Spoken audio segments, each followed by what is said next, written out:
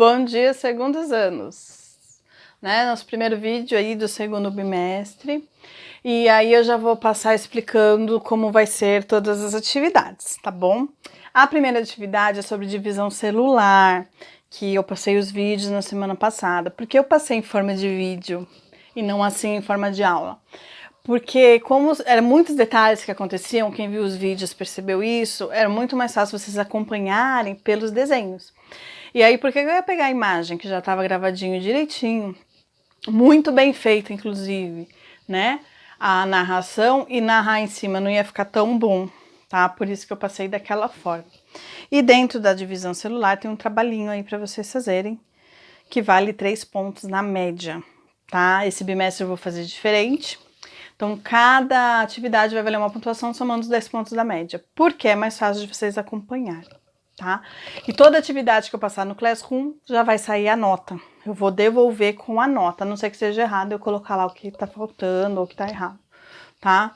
Então, é mais fácil vocês somarem e saber a nota que vocês tiraram no próximo bimestre. Dessa forma é mais fácil.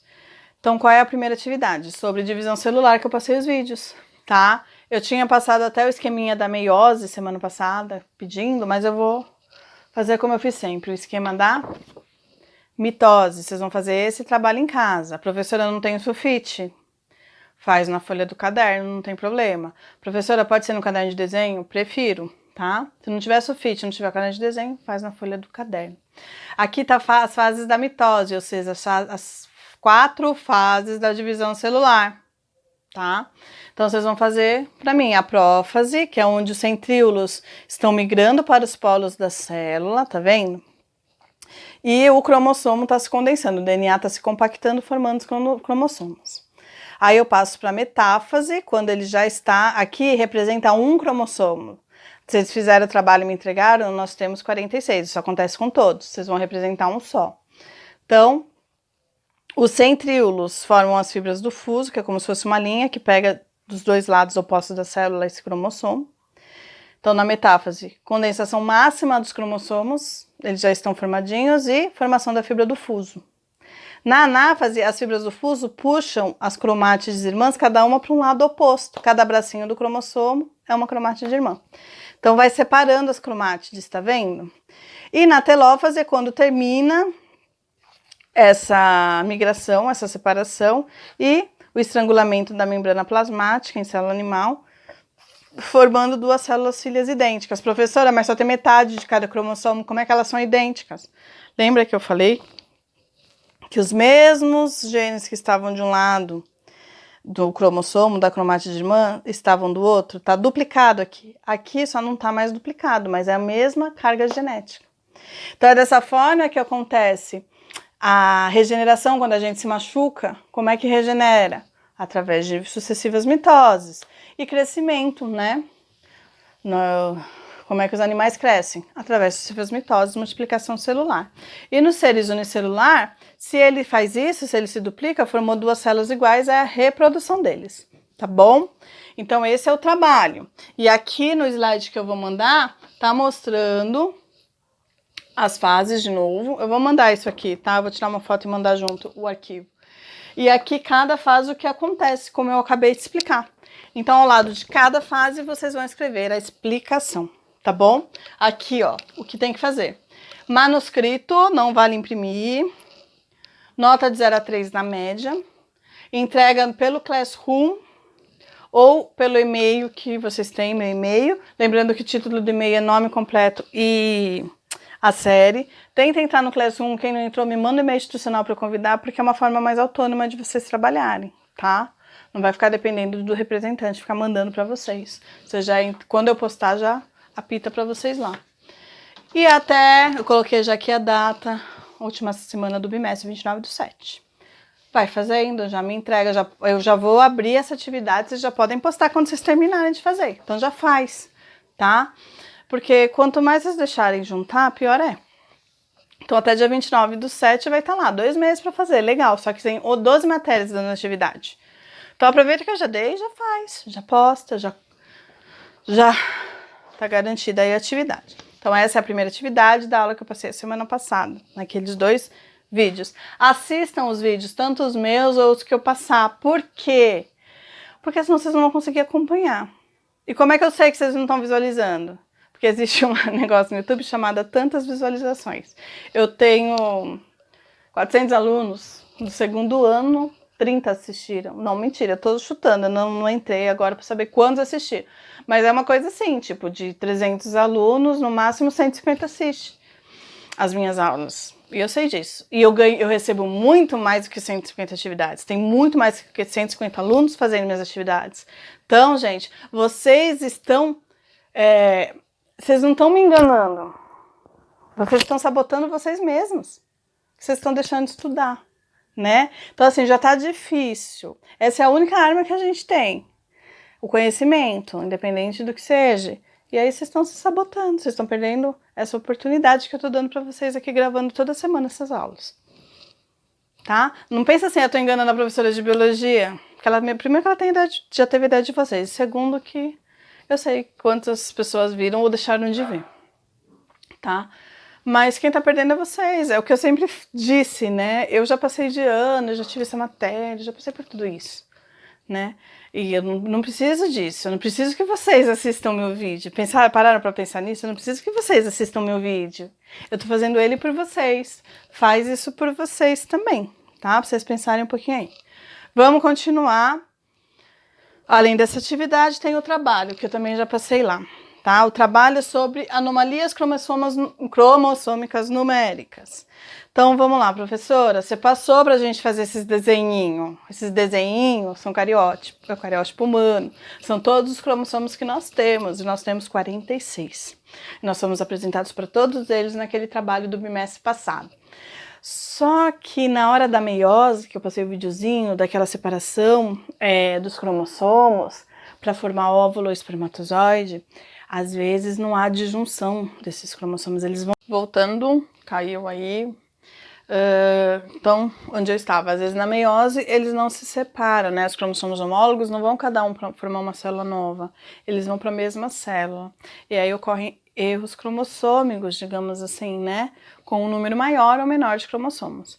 E algumas dessas anomalias são compatíveis com a vida, ou seja, o indivíduo é formado e tem uma vida normal. A gente vai ver algumas dificuldades ou não desses indivíduos. É isso que eu quero do trabalho de vocês. Então, eu já tô passando aqui, ó, que os indivíduos com síndrome de Down, eles têm um cromossomo 21 a mais. Tá vendo aqui, ó? Nós temos 2, ele tem 3. É a trissomia do 21, tá? É a mais a gente acha que é a mais comum porque ela tem características físicas muito marcantes, né? Que essas outras duas não têm, mas na população a porcentagem é muito parecida dessas 3, tá? O indivíduo com síndrome de Klinefelter, ele tem 2x. Então a mãe mandou os 2x, não separou um para cada óvulo. Juntando o Y do pai, formou 3 cromossomos sexuais. Ele é um indivíduo do sexo masculino, mas ele vai ter algumas alterações e eu quero saber quais são elas, tá? E por fim a Turner, tá? Os indivíduos que possuem um X só, tá? Então ou no espermatozoide do pai ou no óvulo da mãe não veio cromossomo sexual. E aí ela ficou só com um cromossomo X, tá? São mulheres, e aí a gente vai saber quais são as características físicas. Como o indivíduo com síndrome de Down, esses daqui também têm características físicas. Não tão marcantes, mas que dá para serem perceptíveis às vezes, tá? E o que eu quero nesse trabalho? Não precisa fazer os cariótipos, precisa desenhar tudo de novo. Precisa descrever lá que tem um cromossomo a mais ou a menos e qual que é ele, lógico, né? Fazer o levantamento dessa síndrome. E aí eu quero que vocês pesquisem como essa alteração, que é o que eu acabei de falar, as características físicas, né? Por exemplo, o indivíduo com síndrome de Down tem o pescoço alado, é mais curtinho, tem uma fenda na mão, né? Tem características muito, muito, muito marcantes. Quais são elas? E as características intelectuais, né? Isso interfere no intelectual do indivíduo? Até quando, né? É sempre da mesma forma? Tem indivíduos que conseguem se desenvolver mais, outros menos? Como é que é isso? E a inclusão, principalmente a síndrome de Down, porque o Turner e o Klinefelter não precisa de inclusão, tá? É tranquilo. o intelectual dele. Vocês vão ver isso na pesquisa. Mas eu quero, da inclusão, é do síndrome de Down que eu estou perguntando, tá? Como é que é a inclusão desses portadores na sociedade? Na escola, começa na escola, como é que é? Depois no trabalho, né? No coisa de trabalhos, se eles trabalham, né? De que forma e tudo mais, tá bom? Tudo isso, essas três, que eu quero que vocês pesquisem essas três coisas, essas três anomalias.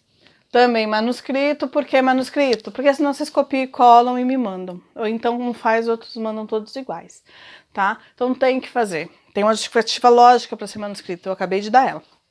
Se vocês me mandarem impresso, eu vou devolver. E eu não vou aceitar, até vocês fazerem manuscrito. O bimestre passado eu até acertei uma coisa ou outra, porque tava... foi tudo no meio, embolado e tal... Deixei passar, eu não vou deixar passar. Ou faz manuscrito, ou espera a gente presencialmente resolver isso, tá? Que vai ser você fazer manuscrito e me levar lá, tá? É manuscrito trabalho. Também vale de 0 a 3, então se eu fizer os 2 trabalhos, já soma 6 pontos na média, se tiver tudo certo logo. Mas os 6 pontos da média de vocês estão nesses 2 trabalhos, que vocês já podem ir fazendo, tá? Entrega da mesma forma, eu vou colocar lá já a partir dessa semana para vocês postarem. Também até dia 29/7, não? Então deixa tudo junto para falar que eu dei um monte de coisa para entregar, porque você teve 2 meses para fazer esse monte de coisa e não um dia ou 2, tá bom? É isso de trabalho que eu queria falar, e agora nós vamos entrar na matéria do segundo bimestre, que é genética. A genética, ela foi descoberta, né, os primórdios da genética, digamos assim, foram descobertos por Gregor Mendel. Tá? Então Mendel, ele começou a estudar ervilhas, ele era um monge e ele começou a estudar ervilhas por probabilidade de cor, de semente, textura de semente, e aí ele chegou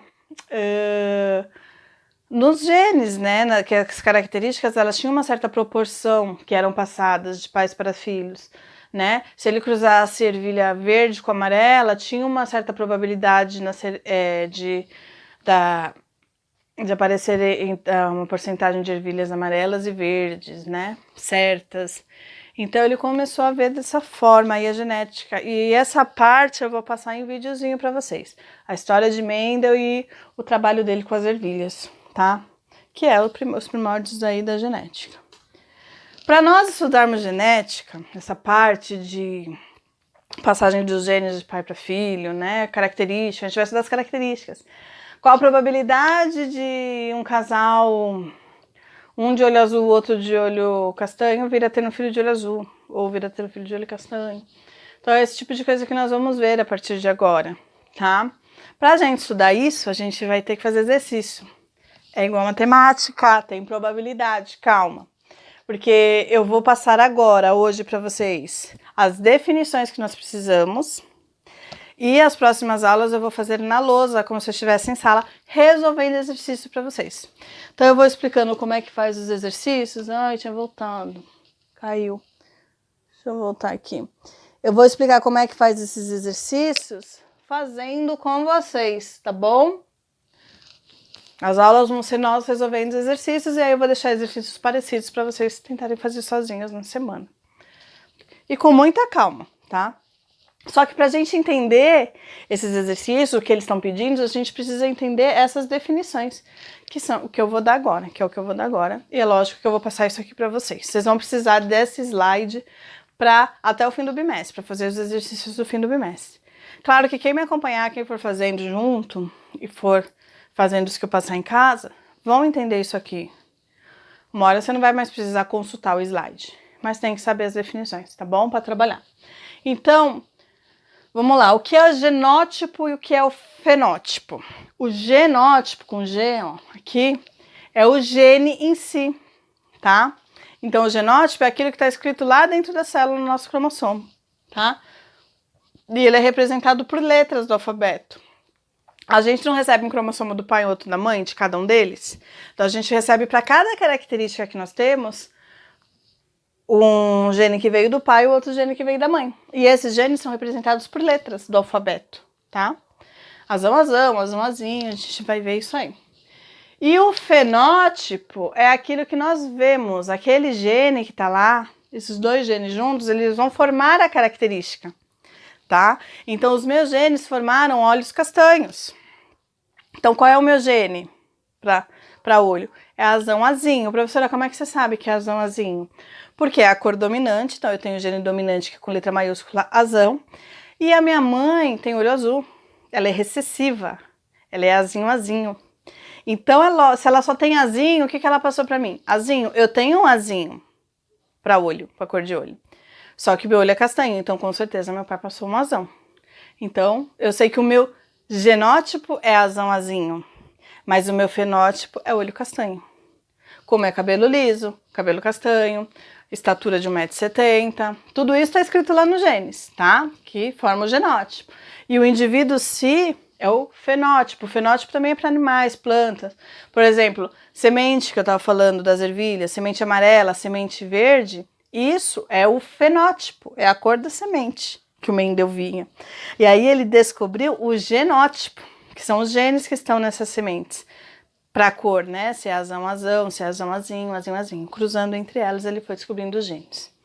Tudo bem a diferença de genótipo e fenótipo? Fenótipo é aquilo que a gente vê, é aquilo que o indivíduo é, a característica, né, expressa dos genes. E genótipo é o que está escrito ali no gene, tá bom? Continuando, genes alelos são esses dois genes que condicionam uma mesma característica, né? Eu não falei que eu tenho dois genes para cor de olho, um que veio do meu pai e outro que veio da minha mãe? Então, eles são alelos, porque eles condicionam a mesma característica, a cor de olho, tá bom? Aí eu tenho os dominantes e os recessivos. Os dominantes, o nome já diz domina. Eu preciso de um só para a característica aparecer. Então, para eu ter olho castanho, eu preciso de só um gene que condiciona o olho castanho. Professora, existe olho verde. Olho verde, ele é uma... como é que se diz? Ele é considerado olho castanho. O olho castanho, ele tem vários tons. Então, o olho verde, ele tá dentro de olho castanho, tá? Também. Voltando aqui. Então, se eu tenho um azão, eu tenho o olho castanho. Então, eu não preciso dos dois genes. Então, ele é dominante, ele domina o outro. Não importa quem tá do lado. Mesmo que seja recessivo, que tá do lado, ele vai ter aquela característica, dominante, tá? Então, eu escrevo ele com letra maiúscula. E o recessivo é o que, para determinar o fenótipo, precisa estar em dose dupla. Como, por exemplo, olho azul. Quem tem olho azul tem dois azinhos, tem dois genes para cor de olho azul. Tá? Para eu ter olho azul, eu só posso ter gene para cor de olho azul. Se eu tiver o outro que é castanho, vai ser castanho, porque ele domina, tá? Então, o recessivo, ele tem que dar em dose dupla. E ele é representado por letras minúsculas. Então, por isso que eu falo azinho, azinho, tá? E o dominante é representado por letra maiúscula do alfabeto. Azão, Bzão, Czão. Aí a letra ou o exercício dá ou você escolhe. A gente costuma usar o A, mas... Ou o exercício que a gente vai fazer vai dar essa letra, ou a gente vai escolher qual que a gente vai usar, tá bom? O homozigoto possui dois alelos iguais para a característica em questão. Eu uso a cor de olho humana porque é o que vocês mais têm curiosidade normalmente, tá? Então é o que mais chama atenção. Mas isso é para todas as características. Vou lá para a cor de olho de novo. Se o indivíduo é azão, ele só tem gene dominante. Então, ele é um homozigoto dominante. No caso de cor de olho, um homozigoto de olho castanho. Se ele é azinho, ele continua sendo homozigoto. Ele só tem um gene para aquela característica. Mas é o gene recessivo. Então, ele é um homozigoto recessivo. Vocês vão se acostumar com esses nomes todos, conforme a gente vai fazendo exercício. O heterozigoto possui dois alelos diferentes. Então, é um dominante e um recessivo. Então, obrigatoriamente, o heterozigoto é o famoso azão, azinho, tá? Ou Bzão, Bzinho, ou Czão, Czinho. Ele tem um dominante e um recessivo, tá? A gente vai usar muito essas definições, principalmente essa parte aqui, ó, dominante, recessivo, homozigoto, heterozigoto. Vocês vão cansar de ver e vai ficar super facinho. E a herança autossômica é aquela igual entre homem e mulher, tá? Eu vou voltar no cariótipo, o único que eu tenho aqui é o de síndrome, mas não tem problema. Tá? Porque, ó, todos esses cromossomos até o 22 é igual em homem e mulher, não é? Então, os genes autossômicos estão em um desses cromossomos. É igual para homem e mulher. Só os sexuais que é diferente. Que existem os genes, a herança sexual, tá? Genes ligados ao sexo. Então, a herança autossômica ela é igual para homem e mulher. Vai estar um daqueles 22 que eu acabei de mostrar. E a herança sexual só vai estar no XY, Que aí é diferente para homem e mulher, acontece de forma diferente, a gente vai chegar lá, tá bom? O que é importante? Tudo que tá aqui, eu já resumi. Mas entender muito bem o que é gene dominante, o que é gene recessivo, o que é homozigoto e heterozigoto. Professora, não entendi muito bem. A senhora explicou, eu posso voltar ao vídeo, mas eu não entendi muito bem. Conforme eu vou fazendo exercício, eu vou explicar isso toda hora. Vai ficar super fácil. A partir da semana que vem, vocês vão ver que vai ficar mais tranquilo. Tá bom? Então é isso. Bom retorno, segundo bimestre. Guardem isso com carinho. Isso aqui eu até aconselho vocês passarem no caderno, tá? Porque na hora que eu estiver fazendo os exercícios, vocês vão estar assistindo o vídeo do exercício. Então tá o caderno ali para consultar se tiver com dúvida do que eu falei, tá? Eu até aconselho, ou quem puder, tiver facilidade de imprimir, mas ter ali do lado, né? Não só no filme ou no slide, não só no arquivo virtual, mas ali do lado, porque às vezes você vai usar o celular para assistir a aula, então você não vai poder ver esse slide no mesmo tempo, tá? Simultaneamente. Então, aconselho aí passar o caderno, mas não tô exigindo o caderno porque eu já tô dando o caderno para vocês em formas de slide, tá bom? Voltem a estudar, procurem se organizar para fazer esses 2 trabalhos que eu passei. Essa semana não tem exercício, a partir da semana que vem vai ter. Professora, você deu 6 pontos, 3 de um trabalho e 3 do outro. Falta 4 pontos para fechar a média. Vão ser esses exercícios. Conforme eu vou passando na semana, eu vou aumentando a lista de exercício, repassando para vocês. E aí no fim do bimestre vocês me passam todos os exercícios. Vou corrigindo por semana, o que eu passei de uma semana eu corrijo na outra. E aí a gente vai continuando. No final do bimestre, vocês vão ter essa lista de exercícios resolvidos no caderno, que a gente fez no decorrer do bimestre juntos. E aí eu vou dar a nota de 0 a 4, que é a nota que falta para fechar o bimestre. Então, 4 pontos são das atividades que nós vamos elaborar decorrente às aulas, 3 de um trabalho e 3 do outro. Tudo bem, gente? Boa semana. Dúvida, coloca embaixo aí da postagem da aula e nos vemos quarta-feira que vem. Belezinha? Se cuidem.